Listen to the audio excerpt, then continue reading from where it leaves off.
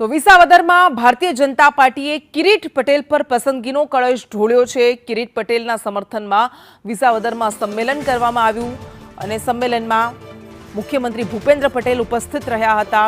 તો આ દ્રશ્યોમાં આપણે બતાવી રહ્યા છીએ કે રોડ શો કરવામાં આવ્યા, સંમેલન કરવામાં આવ્યું અને આ એક સંદેશ પણ હતો શક્તિ પ્રદર્શનનો।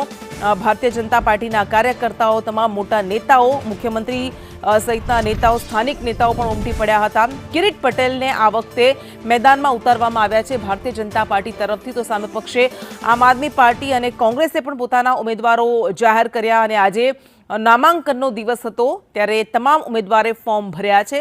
ભારતીય જનતા પાર્ટીના ઉમેદવાર કિરીટ પટેલે ફોર્મ ભર્યું અને એ વખતે મુખ્યમંત્રી ભૂપેન્દ્ર પટેલ પણ ત્યાં ઉપસ્થિત હતા। જો કે પહેલા વિસાવદરમાં સંમેલન પણ યોજવામાં આવ્યું હતું અને આ સંમેલનમાં ઉમેદવારને આવકારવામાં આવ્યા હતા, વધાવવામાં આવ્યા હતા।